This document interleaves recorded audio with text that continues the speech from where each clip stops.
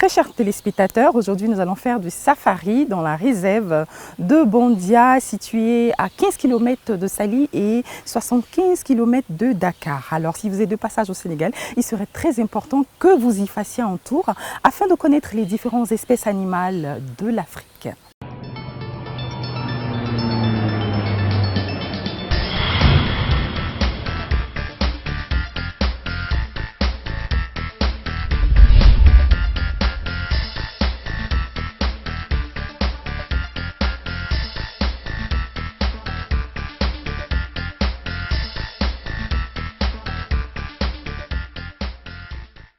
Dans la réserve de Bondia, nous avons plusieurs espèces animales, dont des antilopes, des zèbres, des singes et plusieurs autres. Et moi, ce qui m'a impressionné, c'est une girafe de 6 mètres de long.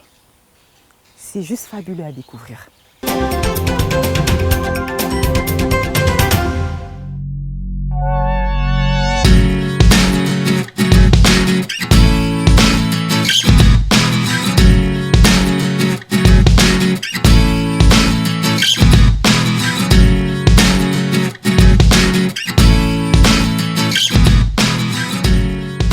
C'est une réserve qui se situe à 65 km de Dakar, 15 km de Saly, qui se fait en 1h30, 2h.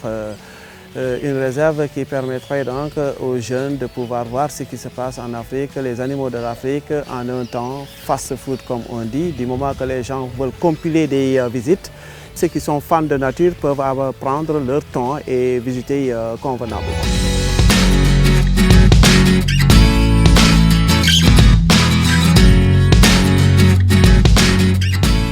Et sur ce, nous avons un couple de rhinocéros, des girafes, quelques variétés d'antilopes, une variété de gazelles, de buffles, de zèbres, d'autruches, de singes, des tortues et crocodiles, comme des hyènes aussi, dans 3500 hectares. Une partie de cette superficie est mise à contribution, le reste constitue donc des réserves éventuellement avec le développement de la population qui permettra d'agrandir. Et nous avons donc les girafes que nous avons vues tout à l'heure, qui se trouve être la girafe qui n'évoluait pas en Afrique de l'Ouest. Celle-ci s'appelait la Peralta, mais nous avons ici la girafe du sud ou angolensis, trop ressemblante à la girafe Peralta. Et si vous regardez bien, ces motifs chez le mâle sont plus foncés, contrairement à la femelle qui les appaire.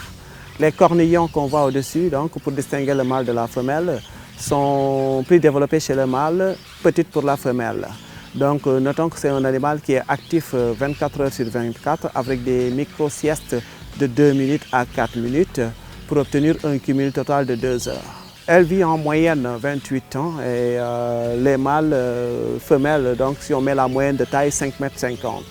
Et le girafon doit tomber de 1,20 m à la naissance. Elle en a un tous les 18 mois en principe. Elle met bas après 14 mois, 3 semaines de gestation.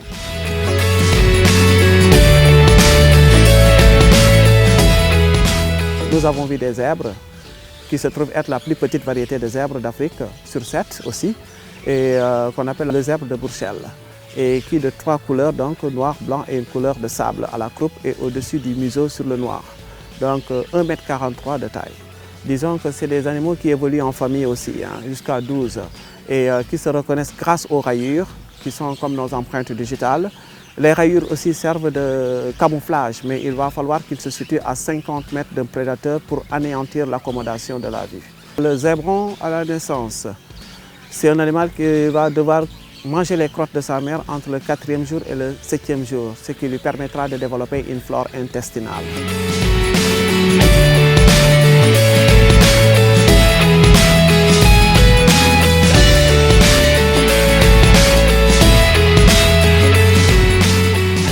Le koba ou l'antilope cheval, connu sous le nom d'hypotragre. Cette antilope au masque noir et blanc, aux oreilles d'âne, à la crinière du cheval, qui évolue en club les mâles, il n'y a pas de dominant, donc c'est un club de mâles qui occupe un territoire, alors que les femelles se déplacent avec 2 générations de petits en leur sein. Donc les subadultes seront chargés de surveiller les plus petits. Les femelles se vaqueront à leurs occupations.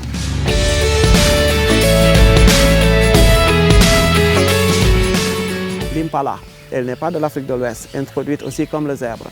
et qui est une gazelle taquinons un tout petit peu, qui se trouve être le McDo de la savane pour les prédateurs. C'est un animal qui n'est pas très endurant et qui en une minute peut réaliser 80 km à l'heure, mais au bout du compte, les prédateurs les tiennent à l'usure. Et évolue aussi en troupeau avec un mâle dominant.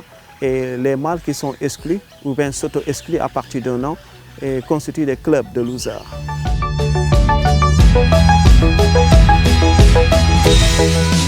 La plus grande antilope d'Afrique, cette espèce menacée de l'Afrique de l'Ouest, qu'on appelle élan de Derby. Malheureusement, il ne reste plus que 60 environ dans le parc national et environ 250 et un peu plus dans la réserve de Bandia. Disons que c'est une espèce menacée par une action humaine.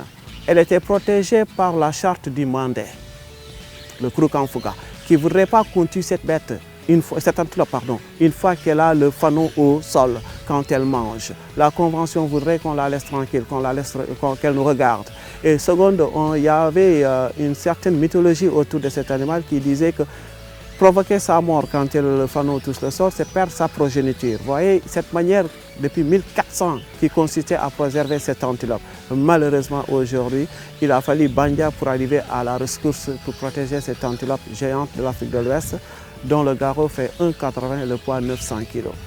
Ces rayures blanches ont une particularité de pouvoir, sur laquelle d'ailleurs nous travaillons, parce que permettant d'identifier les individus, c'est des empreintes digitales.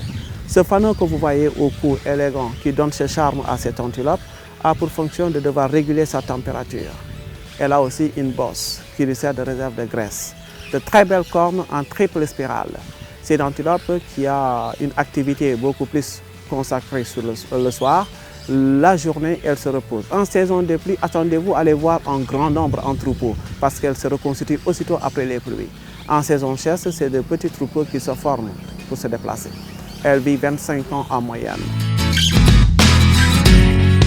Le buffle, là, il s'agit des buffles des savanes, qui est un animal qui vit au Sénégal, donc dans le parc national, qui fait partie des Big Five et qui a cette propriété donc de pouvoir sauver sa vie. La devise sénégalaise qui vous parle de « on ne tue, on ne déshonore pas », on le tient du buffle en vérité. Voilà un animal qui ne se laisse pas vaincre, mais malheureusement,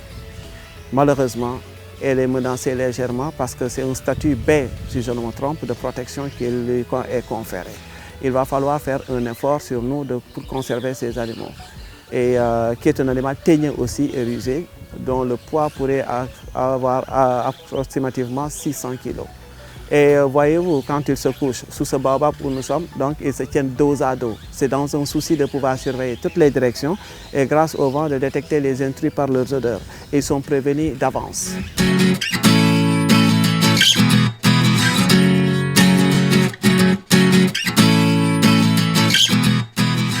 L'élan du Cap, qui vient d'Afrique du Sud.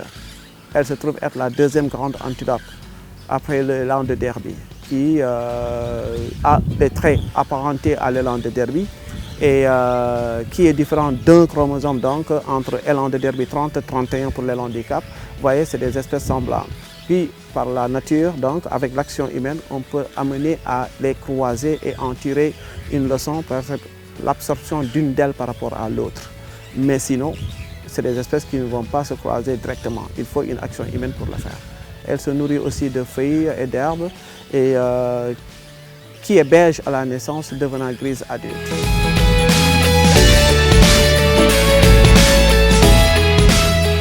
Le rhinocéros, cet animal, ce pachyderme qui est aujourd'hui en voie de disparition parce que c'est un animal qui est menacé dans le monde. Il y a des études qui montraient en 2001 qu'ils étaient au nombre de 4000. Et dites-vous que c'est un animal qui ne se reproduit pas facilement. Il faut un petit tous les 3 ans. Il faut suffisamment d'herbe, à savoir 50 kg au minimum, 80 au maximum par jour pour pouvoir les nourrir. Et secondo, éviter le stress. Terzo, il faudrait que les mâles compétissent entre eux pour stimuler la femelle. Malheureusement, toutes ces conditions ne sont pas réunies dans la réserve, d'où cette situation de non-reproduction depuis 2000. À chaque fois qu'elle est en chaleur, le taux d'oestrogène constaté par le mâle à travers les urines de la femelle pousse le mâle à réagir, mais malheureusement, cette dernière évite systématiquement le mâle. À défaut de cela, il faut aujourd'hui, pour sa préservation, peut-être envisager la solution donc, consistant à la méthode artificielle, donc par l'insémination, qui nécessiterait 1 an d'isolement, donc 6 mois de prélèvement et des tests à réaliser. C'est un animal donc pacifique par nature, mais qui peut s'avérer très dangereux, contrairement au rhinocéros bicorne noir dont la distance sécuritaire est de 50 mètres. Celui-ci, nous pouvons l'approcher tel que nous le faisons présentement et qui ne réagira qu'en fonction d'une certaine intimidation pour que nous comprenions que nous ne sommes pas les bienvenus. Voilà, c'est en tonnes le poids, 3 tonnes au maximum 6 le mâle, on va estimer à 2 tonnes 300 la femelle.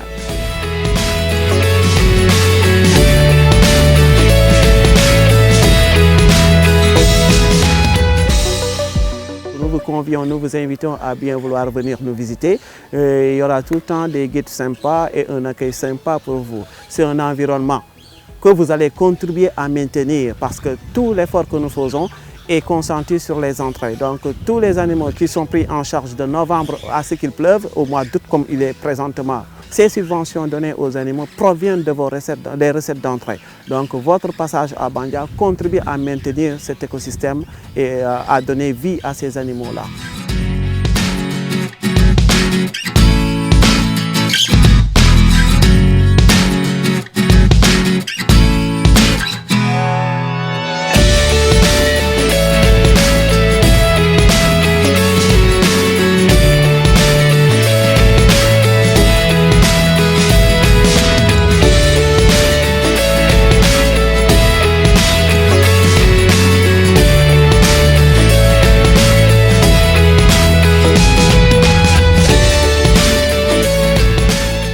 Nous vous attendons. Amis Frame, j'espère que vous avez aimé la découverte de ces différentes espèces. Venir au Sénégal sans faire du safari, ce serait bien dommage. Je vous le conseille. C'était Frame.